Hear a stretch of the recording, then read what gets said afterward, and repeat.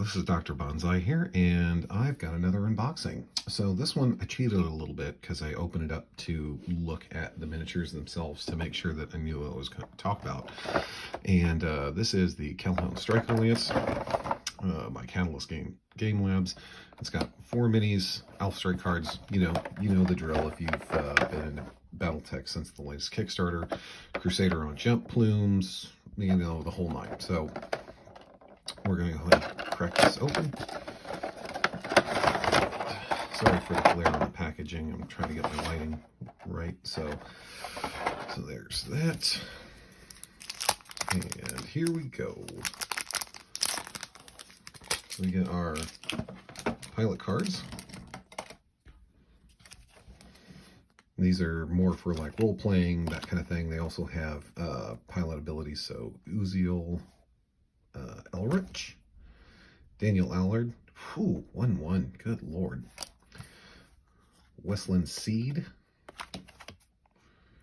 Brogan Casey, Arena Tenetti, Sarah O'Cathan. Hopefully I'm pronouncing it. I'm probably not pronouncing any of these right. Who am I getting? Delmar Luciano and Zana Hordiyenko. That's what I'm going to go with. So neat. And of course we get our glossy Alpha Strike cards, so with 2 different variants on the back. Now this one follows the theme of the other Mercenary Lance boxes, where it's Succession Wars kind of variation, or like a clan invasion variation, and then on the back they have the Clan version. So for the Wolfhound you have standard Wolfhound 1, and you have the standard the Wolfhound 6S, which is an Clan Dark Age variant. You have the Griffin 3M and the Clan Tech Griffin, which is always hilarious. The Crusader and Crusader AR and the Night Sky. So there's that. So very neat. So that's all of our paperwork.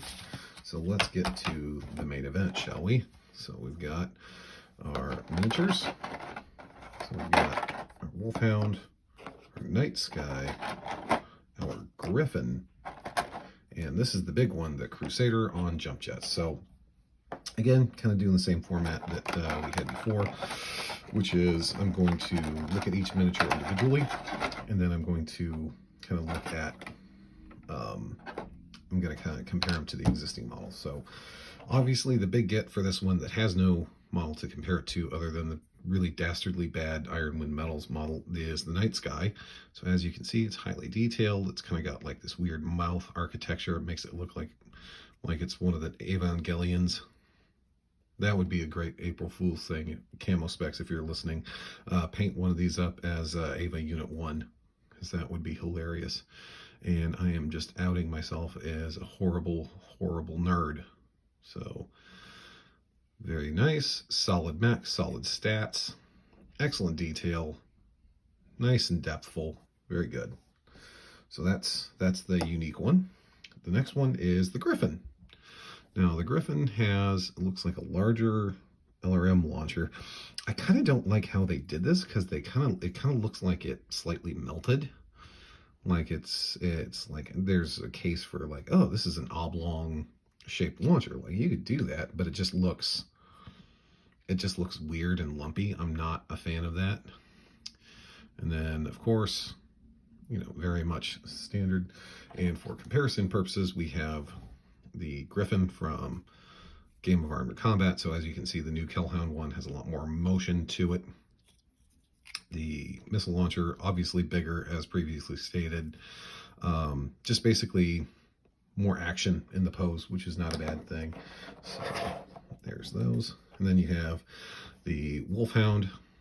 And again, the Wolfhound is simply a repose. Both mechs are actually pretty, they have a lot of motion to them, which is perfect for light mechs.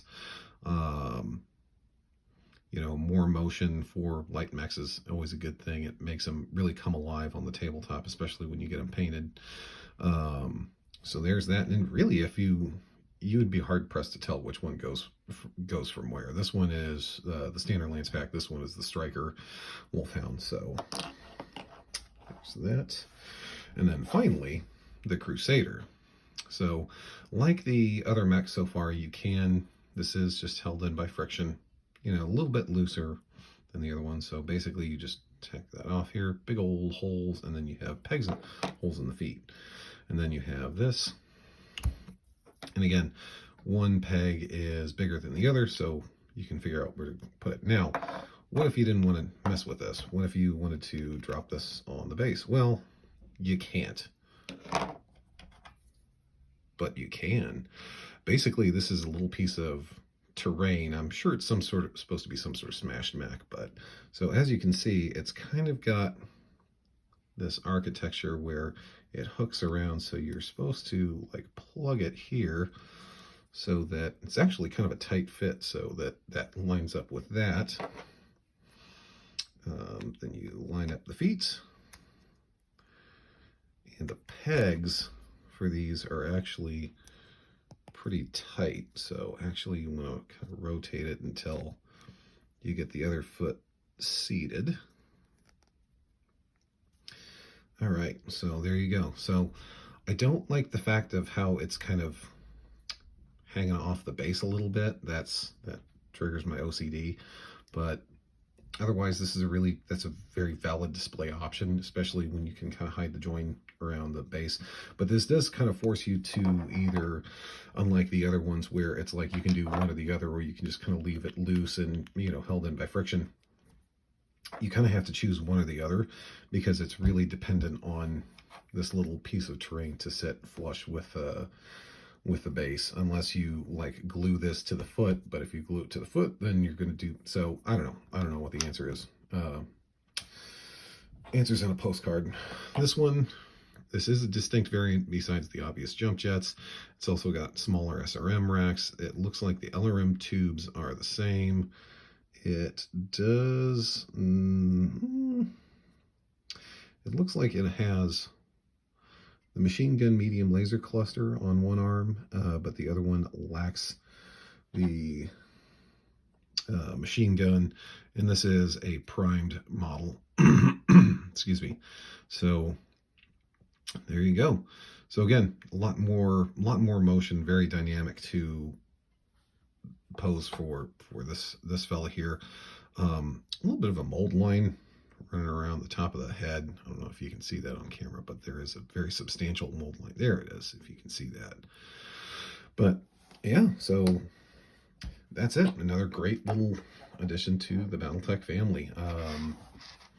I have no problem with these miniatures. They look really great, and of course, generously supported by Aries Games Miniatures, carrying not only Battletech stuff, but stuff from Renegade Studios that includes their Transformers and G.I. Joe line, Army Painter Chessex, anything you need that's Battletech adjacent or Mecha adjacent, you should probably go see him. So that's it. Again, another solid entry. I'm kind of getting Lance Pack fatigue though, so we'll see how this next one goes.